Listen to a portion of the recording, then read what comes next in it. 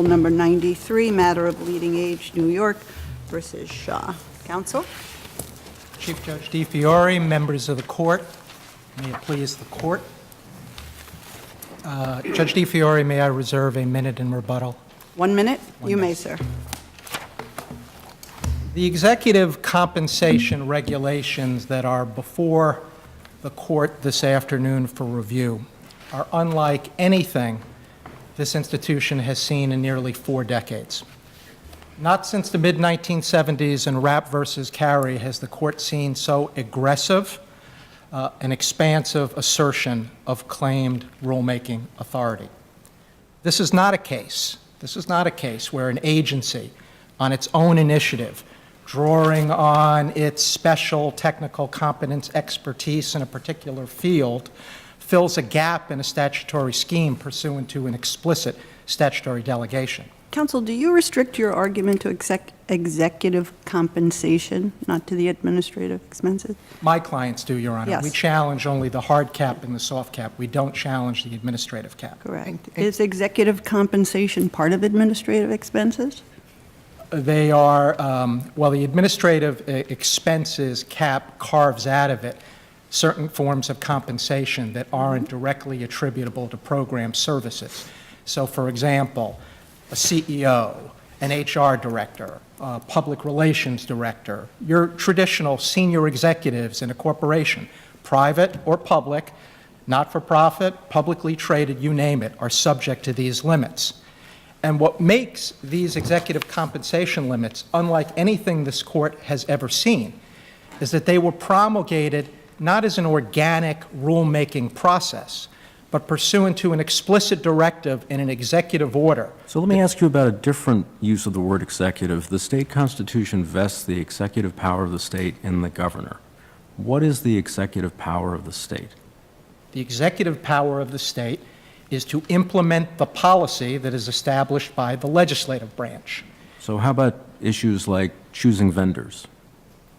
There's no question that an agency like the health department can pick what vendors it wishes to choose. There's no question that an agency can determine how many goods and services, what the price of the goods services are. What makes this case unlike anything is that the limits on executive compensation arrogate unto the authority of the health commissioner in the department the power of an executive compensation czar. There's no. Let's leave the soft cap out of this for a second. Obviously, the legislature has given the Department of Health pretty expansive power to regulate public health and Medicaid funds and all of that. And it seems to me, would you agree that this is a little bit different from our usual Boreali analysis, because it's not a matter of private rights. It's a matter of the Department of Health has the right to contract with various entities and to give them money. And this is sort of, these are conditions on the money that they are willing to give them.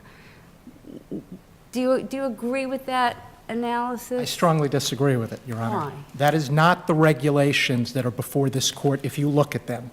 All 7,000 words of it, utterly prescriptive in every way imaginable. Not a word of those regulations are about who the department picks and chooses. What the regulations are about are limiting compensation on pain of sanctions, including the regulations say. But what they're saying is we're entering into a contract with you, and under this contract, this is our money, and we're giving it to you to do certain things or for certain services that you rendered, and we limit how you can use it in this particular area. It seems that you've got two veins of thought here. One is this is an outrageous intrusion on private corporate governance. That's one theory that you could follow. And the other theory you could follow is the state saying this is our money. I'm talking about the hard cap now, just the hard cap. The state's saying this is our money, and we're saying you can only use our money in a certain way. You have two lines of thought here. There is no statutory authority, there is no case law authority for the state to dictate to a private company what it does with money it earned after it receives it. That is quintessentially a legislative judgment. Judge Stein, your point is right. there are statutes. There are 15 statutes that they cite. If you look at those statutes, these are decades-old statutes put there providing general authority. What's so critical is that this court's cases, starting with Rapp, through Campagna versus Schaefer, through owner-occupied housing versus Abrams, has said over and over, long before the Supreme Court knew there was a major questions doctrine, this court said, if you're going to regulate in a highly controversial, politically charged economic area. What's politically charged and highly controversial about this issue, again, in the context of entities that are receiving state money? And how that money is spent. The question of how much an executive makes, whether it's excessive or not, is fiercely debated. Well, but is it debated in this context? I mean, there have been bills proposed and so on and so forth, and we have lots of other statutes, as the plaintiffs have pointed out, but they don't deal with the context of receiving state money. Correct. These statutes don't come within a million miles of what the regulation does. And that's what this court has required. But let me say this. If you think of their position, there's an unreality to it.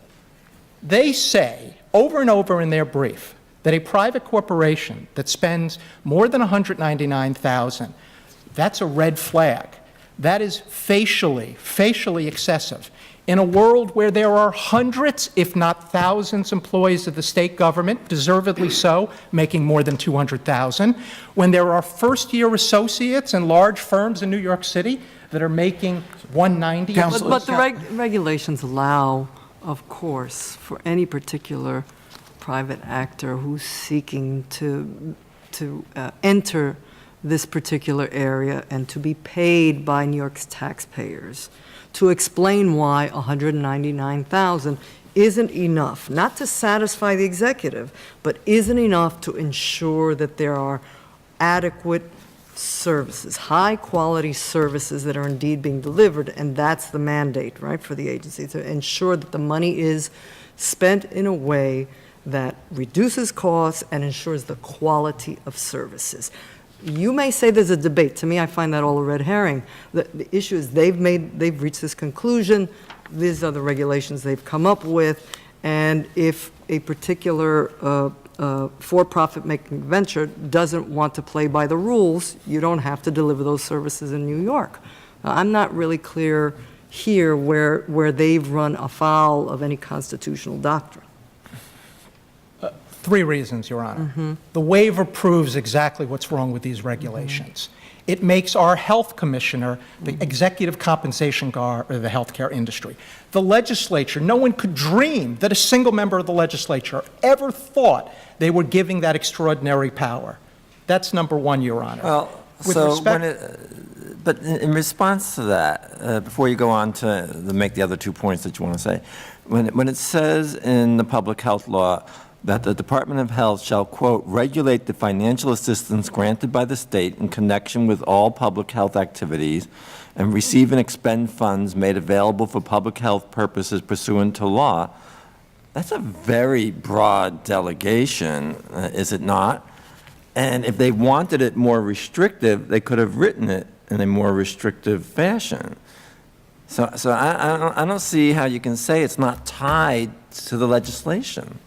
Your case is answer to your question. Starting with Rapp, through the five cases rejecting claims by governors and mayors that they had broad contractual authority, just like you suggested. The court has said there's a difference between creating out of whole cloth a detailed and comprehensive mechanism designed to relieve a social problem, however laudable. That's one kind of reg. Then the other kind of reg, this court has said, and again, Campagna, Rapp, over and over, at least 9 times this court has said, no broad statute can be construed to allow such an extraordinary rulemaking mechanism. If I might, though, Judge Rivera, your point about quality, the critical thing about these regulations, when you read them, is not a word of it has anything to do with price, with quantity, or with quality. And counsel, I'm sorry to interrupt you on point 2 now, but that has been my question here, and a point I think you make in your brief, which is what is the relationship between the salary caps let's call it the 85-15, 75-25 admin programmatic dollars, right? And I think maybe Chief Judge's question was getting to this. So if I'm making 90-10, if I'm doing a 90-10 split, I'm above and beyond what's necessary here, right? I have 90% going to program, 10% admin. But I have somebody who makes $220,000 that's subject to this cap. I could take the $21,000 away from that executive and spend it on anything else I wanted, right? I mean, absent waste, fraud, or abuse. I wouldn't have to put it into the programs, right? Well, that's exactly right.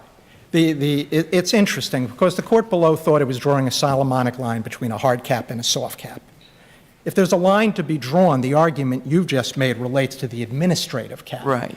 Because the administrative cap says that you can spend no more than 15% of what you receive on administrative services. And if I'm over, if I'm over on programmatic, it doesn't matter what I take that salary away and do with it. Not a bit, and that gets to your question, Judge Rivera. The regs have no rational relationship to quality, cost, or price. Maybe an argument can be made about the administrative cap, but not the hard and soft cap.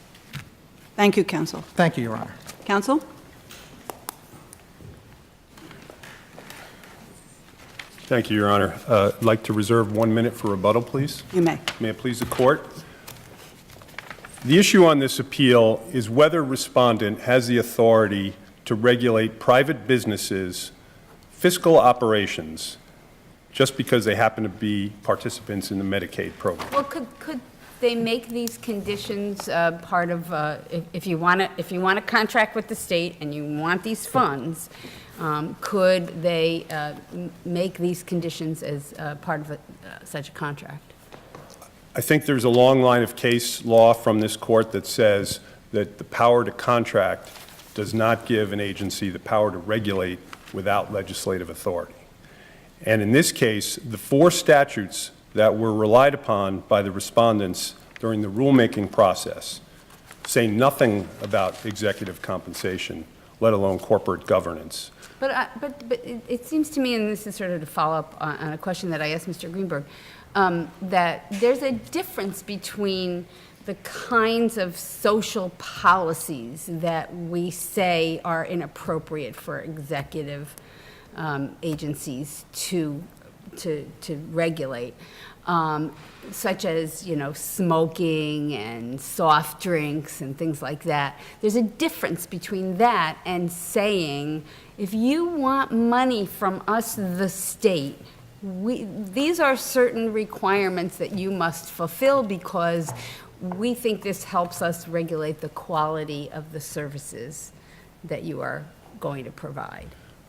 Well, 2 things, Judge. One is, yes, the Department of Health in this case clearly has the authority to receive and expend Medicaid funds, and as part of that, to participate in the rate-making process and determine the cost of services. But in this case, once the provider has been paid and received a Medicaid reimbursement, those funds are no longer state funds because the services have been adequately rendered. That was a question I was asking Mr. Greenberg, too. It's still a contractual relationship. You're saying these are the conditions upon which I'm going to turn over these funds to you.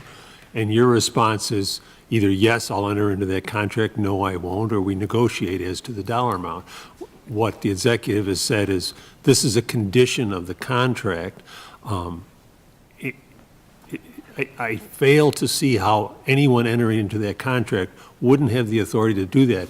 And it's specifically different from these normal Borealis analysis where you're dealing with the public's right to smoke in a park or buy a soft drink. All those things, your argument, I think, is that you're on much stronger ground because the nature of the relationship, it's more like a tort relationship. You're part of that relationship because you're part of society, as opposed to a contractual relationship where here it's an agreement between 2 respective parties. Well, the providers in this case and the state have a symbiotic relationship that's gone back for decades. Well, that's true. In fairness, you're right about that. And the providers, the covered providers here have made huge investments to participate in the Medicaid program. And as part of that commitment, there's certain expectations, one of which is that they have corporate autonomy to determine what to do with money that it has received for services it has adequately rendered. Now, the department clearly has statutory power to recoup overpayments if there is fraud or if there's some other type of misconduct or regulatory violation. But if the services have been adequately provided, the money is no longer the state's money, and the department does not have the legislative authority or any other authority to dictate to private businesses what they do. I understand your argument to be you all have invested because you've had this long relationship in doing business a particular way. And the state now says, look, we've had a task force, we've revisited this.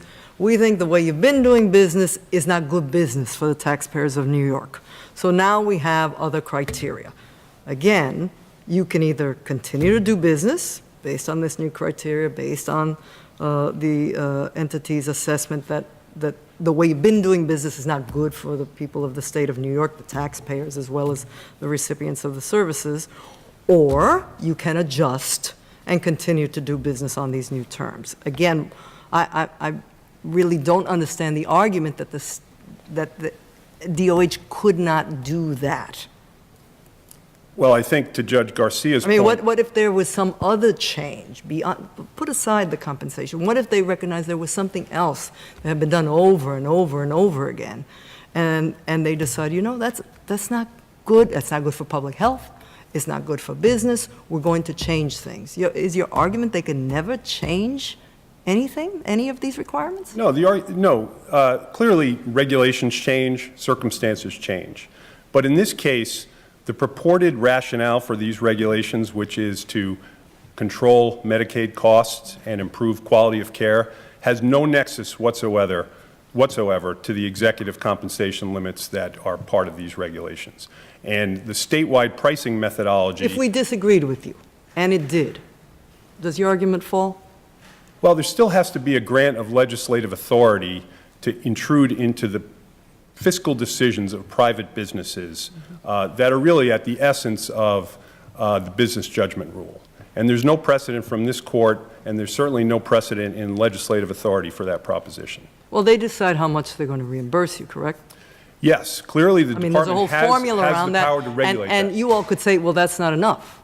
That won't let us provide quality services. There's nothing you can do about that, Right, correct? but there's no nexus between executive compensation and the cost of services or the quality of services. But because how is that different from my example? Let's say they decide we're only going to pay you $1 for something that you think needs to be reimbursed at $20. There's nothing you can do about that, is there? There's nothing we can do about reimbursement rates other than through the negotiation Right, process so I don't that see would the occur. difference. I don't see then Well, how your because in argument this case, stands. under the statewide pricing methodology that was enacted by the legislature and took effect January of 2012, the executive compensation is removed from the formula that determines reimbursement rates for nursing homes. So there is no connection whatsoever between compensation above $199,000 paid to, say, an administrator of a nursing home and the cost of That those one's Medicaid more services. fungible, right? Anyone can negotiate at that high level, right? Well, you can negotiate about the cost of services, but here, the But I'm saying in services have terms already of the been rendered. compensation of that executive, those executives, you can negotiate those things. So the state could decide, you know, you're negotiating too high, and the taxpayers are not getting their money's worth for this. But there's no nexus between the regulations and taxpayer Well, but efficiency isn't it or all quality. part of this pot of money? And can't the state just say, as a corollary to its right to regulate how generally what's reasonable and to make sure that the money is being spent as much as possible on services, that, you know, there are all these pieces. One of the pieces is administrative expenses. One of the pieces that may overlap with administrative expenses is executive compensation. There are a lot of pieces to this. So you can't necessarily take one piece out of the whole pot and say there's no relationship. They're all related. There's a whole pot of money, and how that's parceled out will dictate, in part, the quality of services that are provided. And isn't No? there some pragmatic or commonsensical approach to when you reduce the percentage of the funding that's directed and dedicated to administrative compensation costs, that a higher percentage goes to improving the quality of direct services to recipients? I think that was an argument advanced by the respondents, and there is no common sense connection because, as Judge Garcia pointed out, if you're below the administrative cap and you pay an executive more than $199,000, the additional money can be used to pay bonuses to other staff, to make capital improvements. There's no necessary connection between the reduction in administrative costs and the quality of care.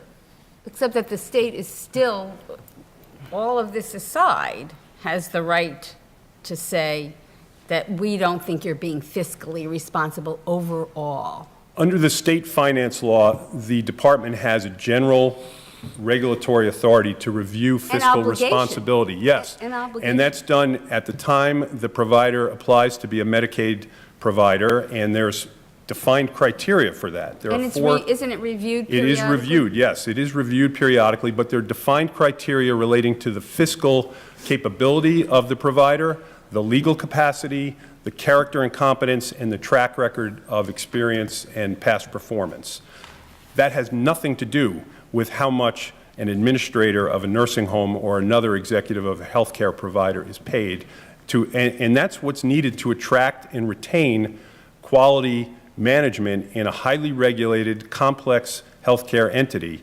And to your question, Judge, the waiver provision actually places covered providers at a significant competitive disadvantage because any offer of employment to a covered provider by a covered provider seeking to hire an executive has to be conditioned on a successful waiver application.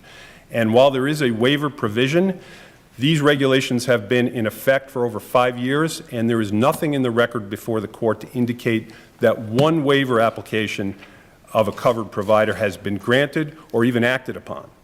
So under these circumstances, again, without the Is there statute... evidence that you can't attract good executives with the regulations in place for 5 years? Half a decade? I think the evidence is that for private businesses who are participating as healthcare providers, in order to attract and retain the best and brightest talent to run their businesses, to advance the mission of the healthcare provider, you need to pay whatever the market will bear. In many cases, that's more than $199,000. Thank you, counsel. Thank you.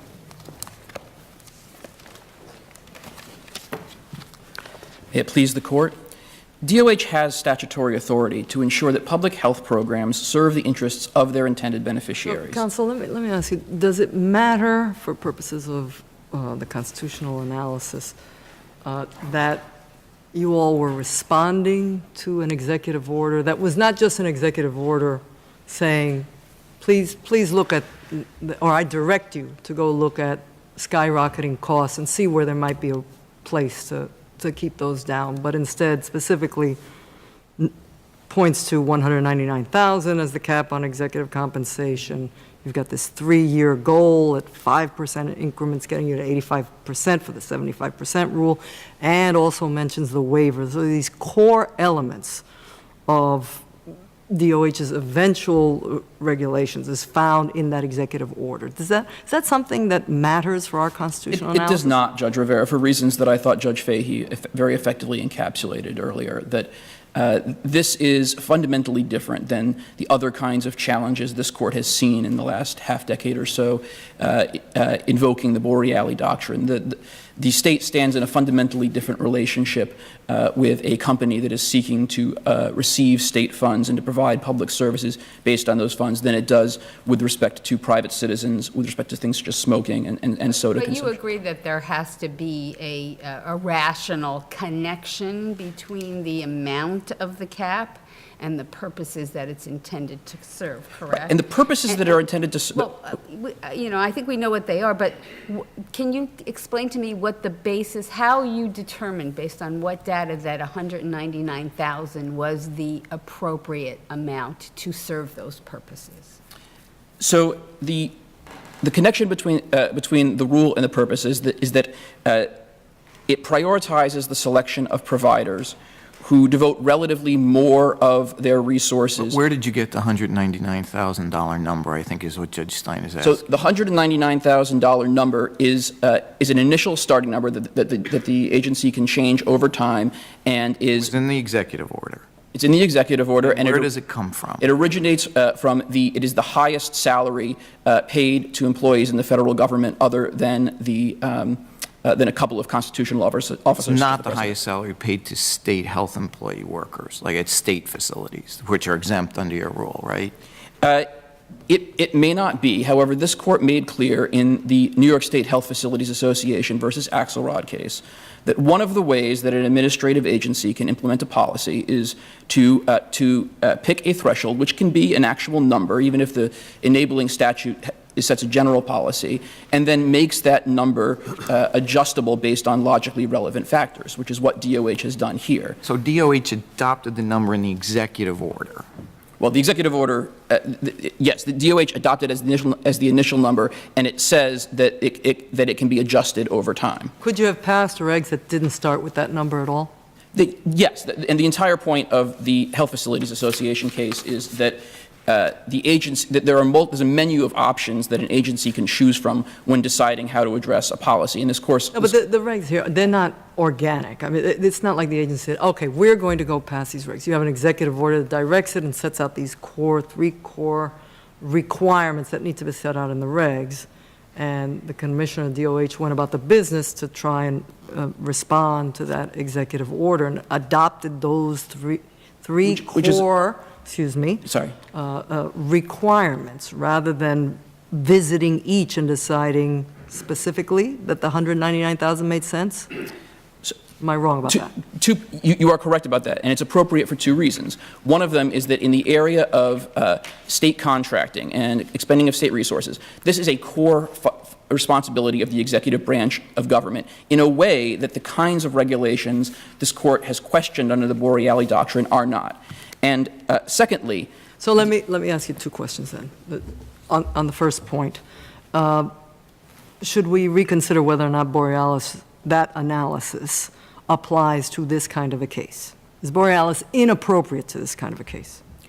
So the court does not need to do that to resolve this case. I do think it would be an accurate statement that this court has never relied on the Boreali Doctrine when confronting a regulation of this type. It has. But isn't the necessary implication of your statement that you just made that if this lies within the executive power, we're not looking at Boreali or cases like that that deal with whether the legislature has properly delegated a legislative function to somebody, but rather whether this wasn't an executive function to begin with? That is correct, and to it I would add that this court has said several times that the separation of powers doctrine has to be applied contextually. And when the context is state spending and state contracting, this court made clear in a number of cases from the 1970s onward that there is overlapping executive and legislative authority in certain areas. There are some things that are reserved solely to the legislature. For example, actually appropriating funds and saying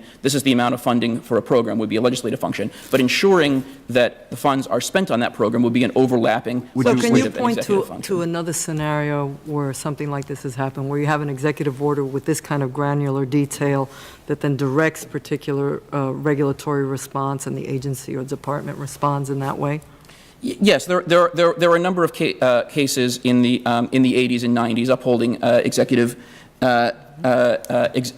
specific policies, and some of them went even farther. There was one, for example, in one of the cases where under the previous Governor Cuomo, in which it actually created new agencies, for example, to enforce voting rights, which did something this regulation did not do. Which is actually my question is the executive order, let's take that particular example, say explicitly, and these are the 3-4 things that have to be done, go pass regulations that say that. Yes, the governor does have within a certain range of authority the ability to make specific requirements. The governor has broad authority to execute the law, which includes ensuring that money is spent like I as said, intended. can you just point to one other executive order that does that? Any one, you choose. Well, for example, in the case of the Voting Rights Commission. It actually said that there have to be specific commissions, and it created them to work side by side with local commissions. And Did it then tell them what they had to pass as their regulations, as opposed to that general framework? I get what you're saying there. Right. And the other part of my answer to your question, Judge Rivera, is that in addition to all of that, DoH did a substantial amount of work on this regulation. It is a perfectly appropriate way for an executive agency to implement policy, for the legislature to adopt a policy, the governor to set a certain baseline for a regulation, and then the agency to apply its expertise in adding content to that regulation. So let which me the ask agency here, did so now you've gone where I was hoping you would go. As I understand it, the soft cap is not really something you can find in the executive order, is that correct? Called a soft cap, we'll just use It is not, that part is not specifically spelled out in the executive order. The reason that it was added to the rule is a couple of things. The premise of the rule is to select providers who devote relatively more of their resources to program services, including patient care, as opposed to other expenses.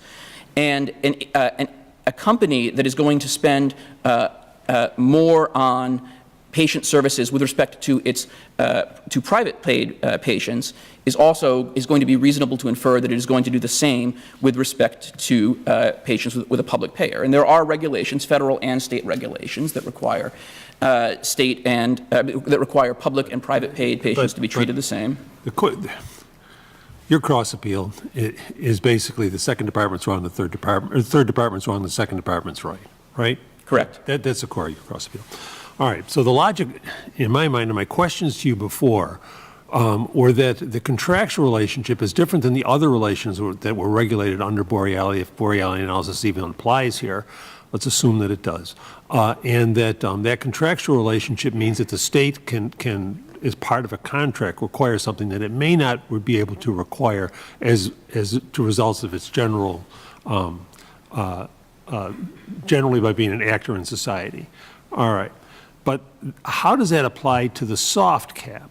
Because the state is saying to you, plaintiffs, appellants in this case, you can't use our money to pay more than $199,000. But where does the state get the power to say how they use other money?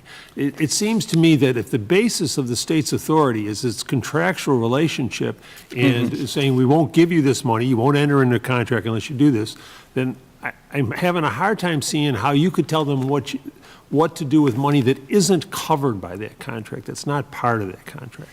So DoH has always had the authority to, and always been required to consider a provider's entire business and sources of...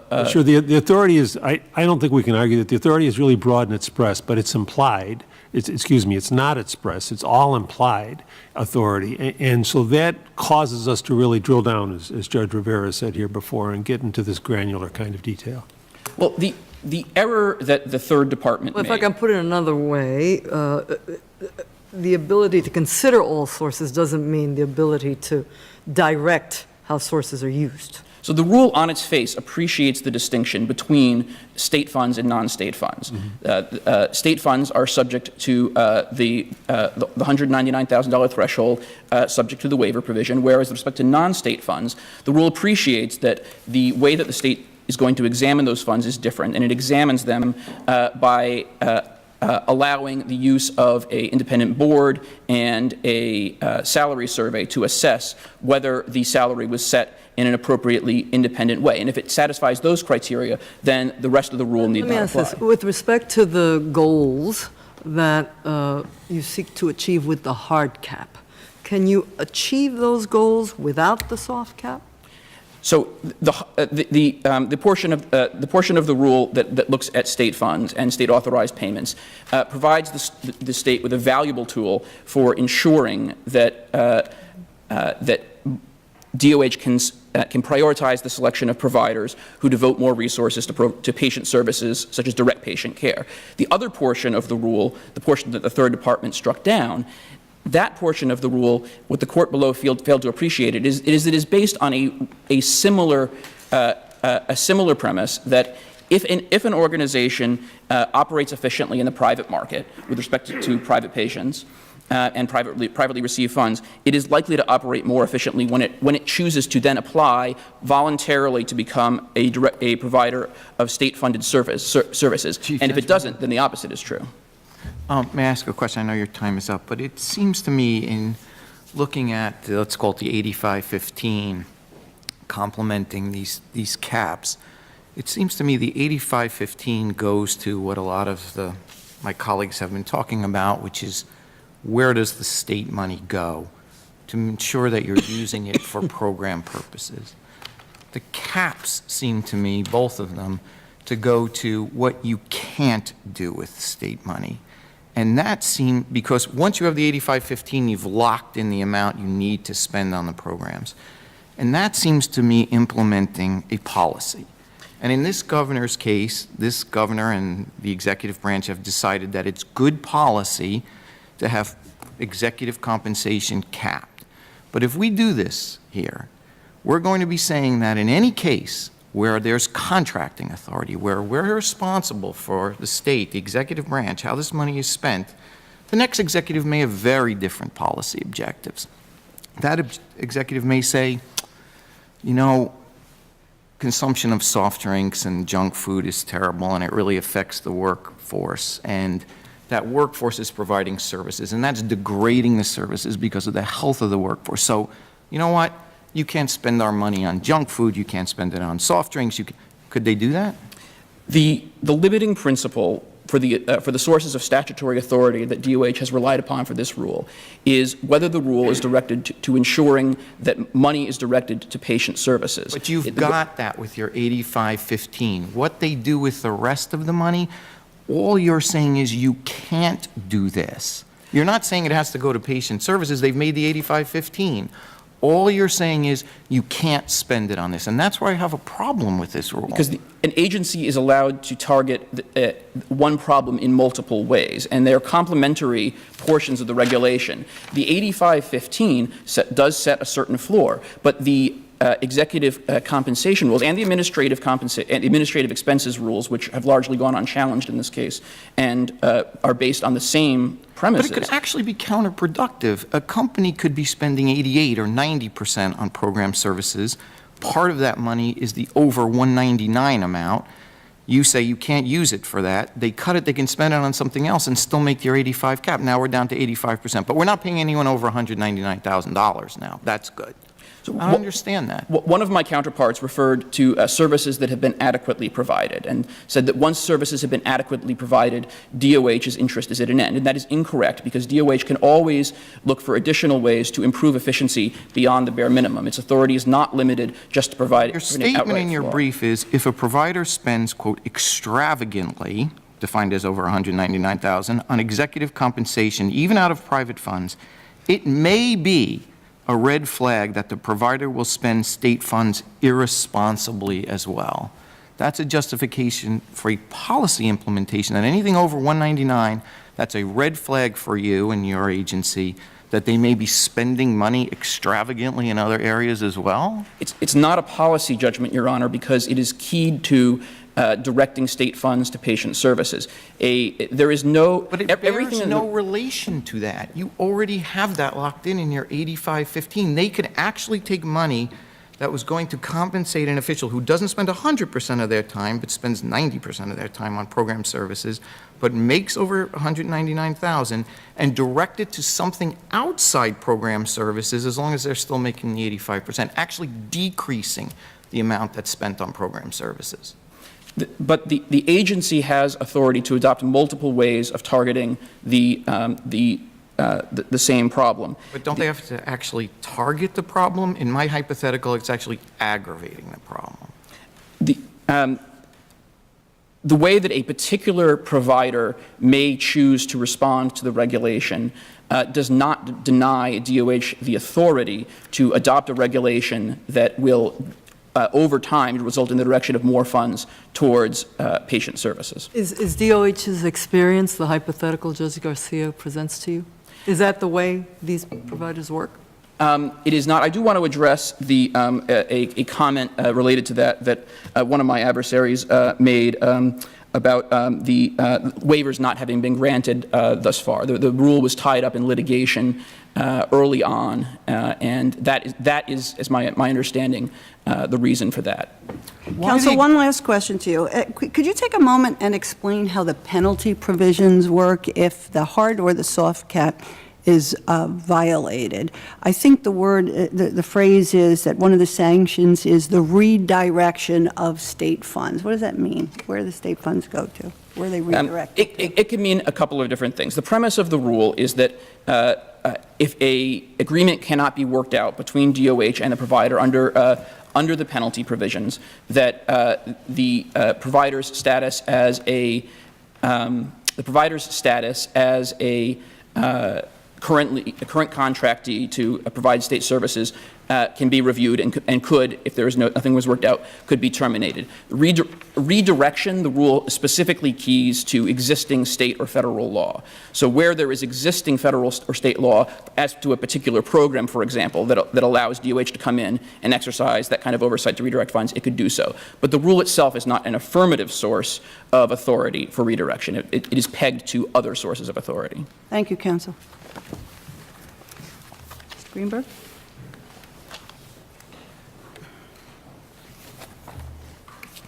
Candor requires that I say that this case represents an inflection point in the separation of powers doctrine in New York State. Nothing is new under the sun. The arguments that have been made today to this court were made in the 70s and the 80s 5 times in 5 different cases, where mayors and governors came before the court and said, oh, the contract authority, we can pick and choose and we can set standards. 5 times this court said no.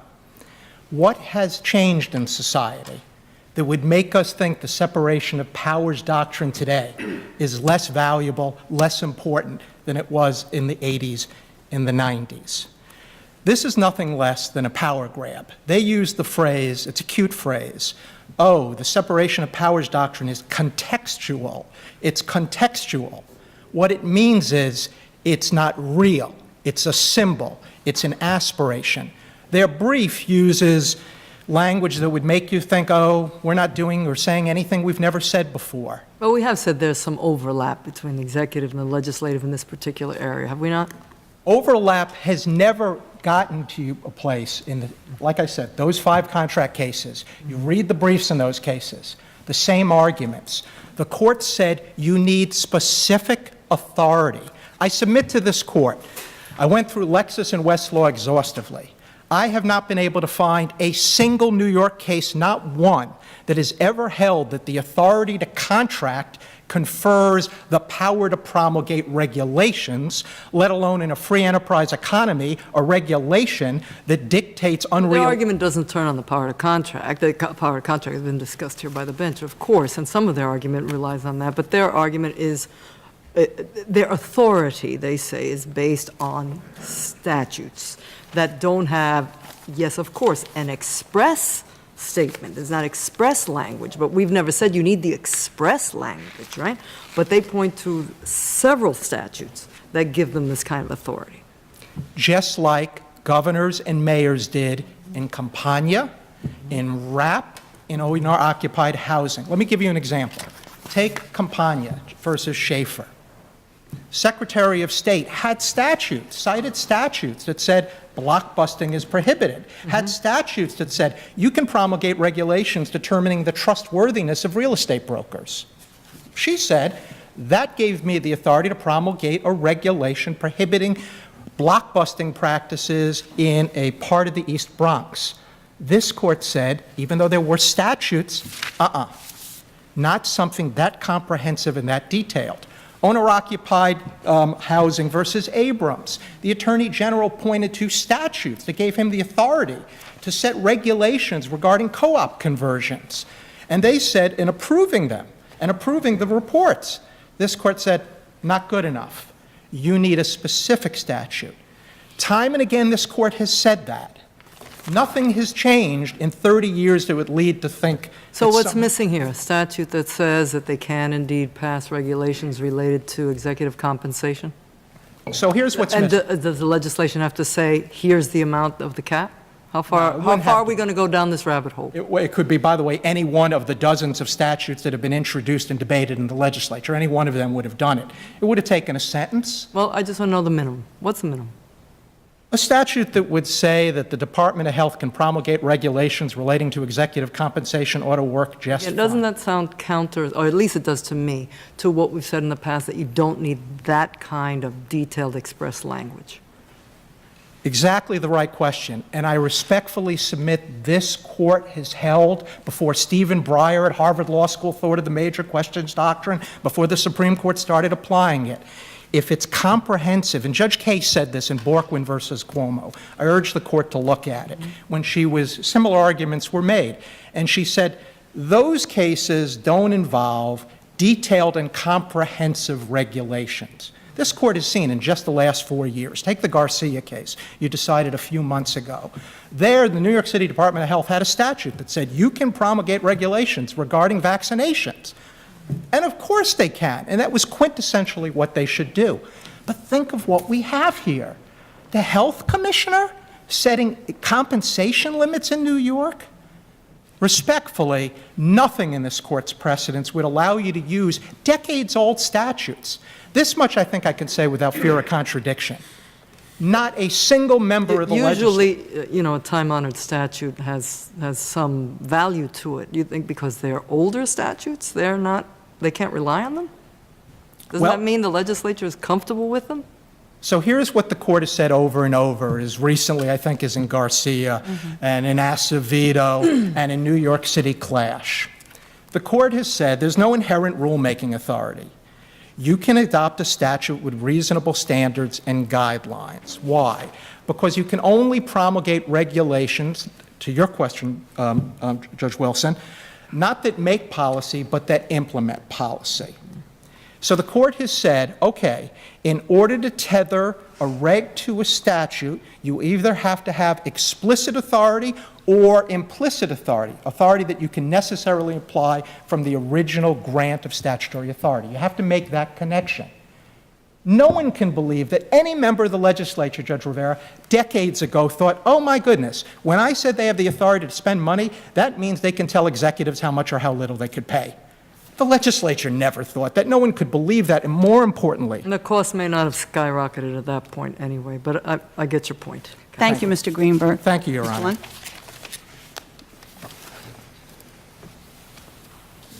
Thank you, Judge. Judge Rivera, to your question about what the statute would have to say, if the public health law authorized the governor to impose, to issue an executive order for regulations capping executive compensation, why did the governor ask the legislature for authority via an Article 7 budget bill? To ask that question is to answer it. The governor was aware of the fact that there was no legislative authority for this proposition, and that's why he sought legislative authorization in advance. And it was only after criticism from legislators and stakeholders that the executive order, which resulted in these regulations, was issued. On the question of the soft cap, the soft cap is not just a guidepost that the department can use with respect to whether or not providers are responsible. The soft cap actually changes the law, because both the not-for-profit law and the business corporations law make it very clear that a corporate board of directors is the entity that determines executive compensation. But without the soft cap, wouldn't it be possible for a provider to avoid the requirements of the hard cap? No, because the soft cap does not involve the use of state funds. It's funds that come from I other. understand that, but that ultimate goal of the what they think is the better use, the use that's in line with the legislative intent of state funds. Yeah, and that's speculation, I would say, of the highest order, and there's no connection in this record that relates to the quality of services provided by Medicaid providers. And lastly, as to the alleged special expertise of the respondents, the $199,000 cap is not based off of any public health studies as to compensation, reasonable compensation for healthcare executives. It's based on the federal employee salary scales, and the fact that 12 other state agencies promulgated regulations that have the exact same $199,000 cap speaks to that fact, and speaks to the fact that these regulations were the result of an order from the executive, not because of any public health concern. Thank you, counsel.